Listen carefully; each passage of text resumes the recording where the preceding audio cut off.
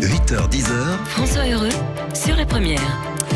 Et on va se poser cette question à 8h33, question qui doit animer beaucoup de vos discussions en ce moment. Quand un homme exprime son désir à une femme, jusqu'où peut-il aller ? Depuis l'affaire Weinstein et les mouvements MeToo, Balance ton port, la question est ouvertement posée. La tribune publiée dans le journal Le Monde et signée par une centaine de femmes, dont l'actrice Catherine Deneuve, a relancé le débat. C'est le sujet de votre point de vue, Fabrice Grosfilet. Et vous commencez par nous dire que pour que ce débat soit constructif, il faudrait qu'il soit un peu moins vif. Oui, parce que échanger des arguments, c'est d'abord pouvoir écouter l'autre. Et depuis 2 jours, la passion l'emporte sur la raison. Condamnation, invective, insulte. Il y aurait les bons féministes d'un côté, les tenantes inconscientes du patriarcat de l'autre, ou, autre manière de le formuler, des égalitaires bornés revanchardes face à celles qui voudraient sauver la tradition d'une séduction qui laisse à l'homme le soin de faire le premier pas.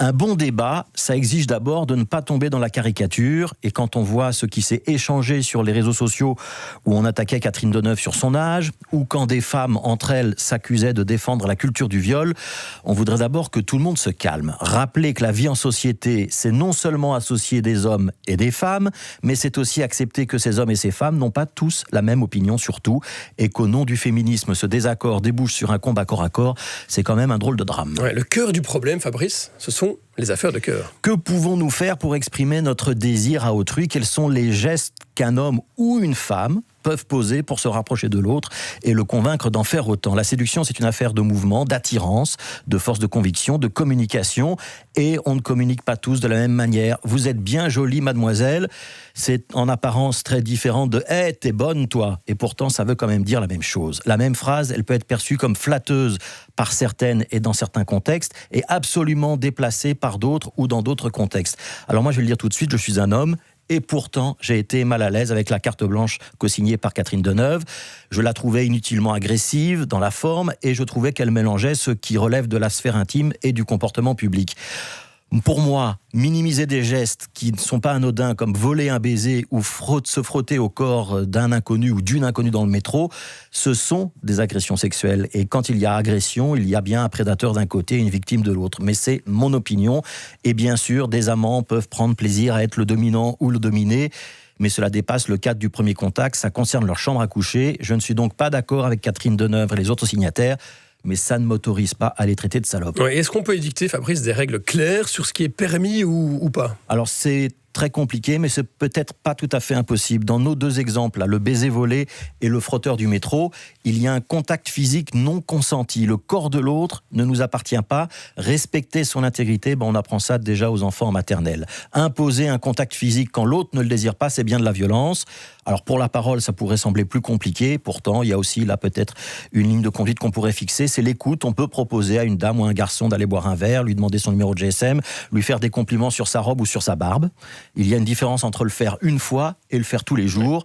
Et quand on ne vous répond pas, ça veut souvent dire qu'on ne vous désire pas. Voilà, vous n'étiez pas tout à fait d'accord avec cette carte blanche signée par ce collectif de femmes. On l'a bien compris. Elle pose de bonnes questions. Et on va leur poser ces questions, Fabrice Grosfilet, parce que parmi les signataires de cette tribune, il y a Anne Morelli. Bonjour. Bonjour. Vous êtes historienne, professeure à l'ULB. Peut-être une précision d'abord. Vous signez cette tribune, mais vous ne l'avez pas écrite vous-même. Non, bien sûr, dans un texte collectif, il y a toujours des formules qu'on n'aime pas, des qu'on voudrait changer, mais c'est impossible de prendre l'avis de chacun. Et oui. Donc, grosso modo, je suis d'accord avec l'idée générale de cette lettre. Comment est-ce qu'elle est arrivée jusqu'à vous, cette lettre ? C'est une amie française qui m'a demandé de la signer. Et pourquoi est-ce que vous avez décidé de la signer ? Alors, bien, je dirais que contrairement à notre invité précédent, je ne pense pas que tout doit être sous contrôle.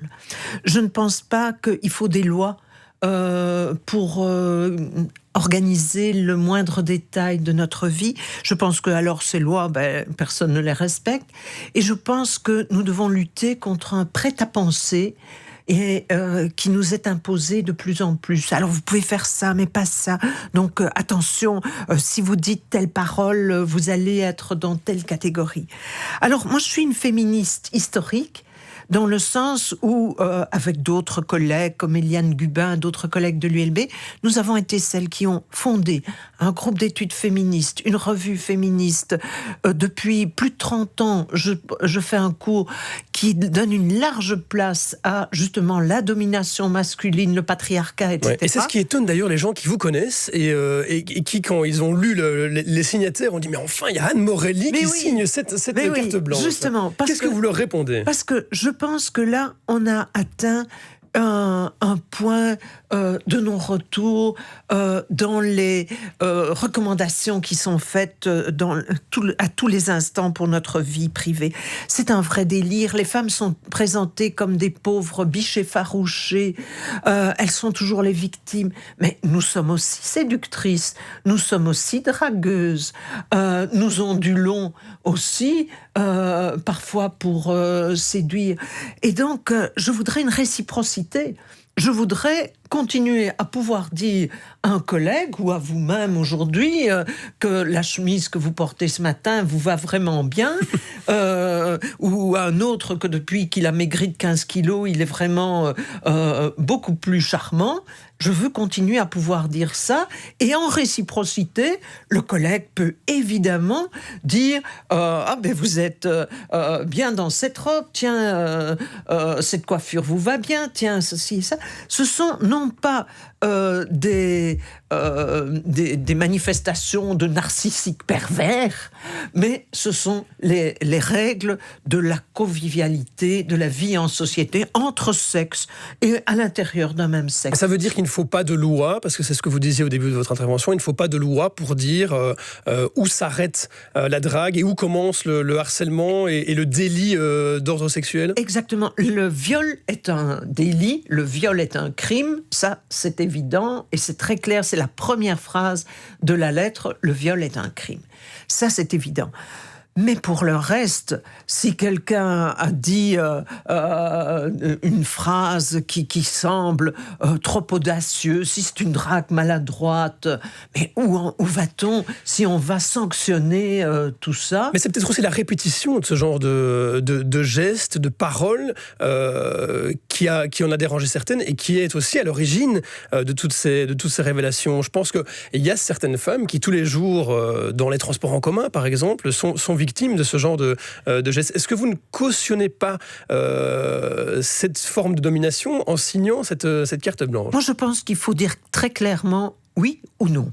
Ça, c'est évident. Les femmes, les hommes doivent dire très clairement oui ou non. Entre le non et le oui, il y a toute la gamme de la séduction, évidemment, qui, elle, est beaucoup plus floue. Mais si on a dit non, il ne faut pas insister.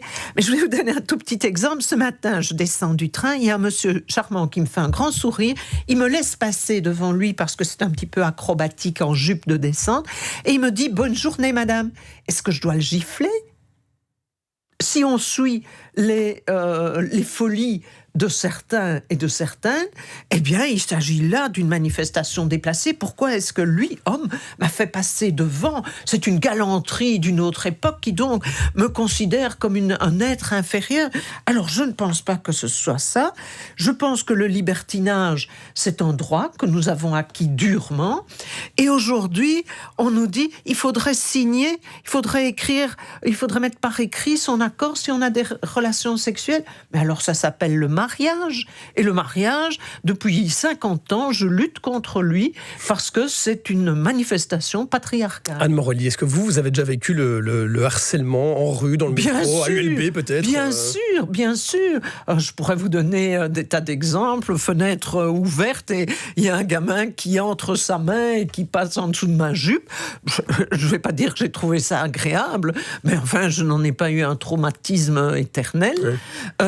Bien sûr. Moi, j'ai vécu en Italie où c'était le quotidien.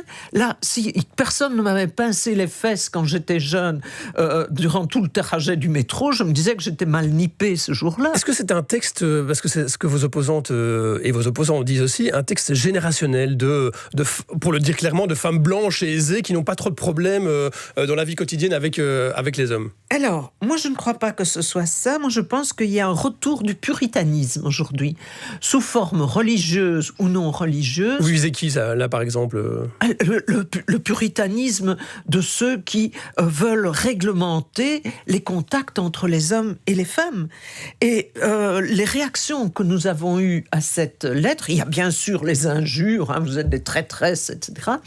Mais je vous assure qu'il y a aussi des tas de collègues, des tas de jeunes, de vieilles, qui sont venus me dire à l'oreille, vous avez raison, mais il faut du courage à notre époque pour oser dire des choses pareilles. Anne Morelli, historienne, professeure à l'ULB et signataire de cette carte blanche des femmes libèrent une autre parole. Merci d'avoir expliqué votre démarche ce matin et une belle journée à vous. Merci. À suivre jusqu'à 9h, les stars du web qui sont toutes parties au sport d'hiver dans la même station. Qu'est-ce que ça cache?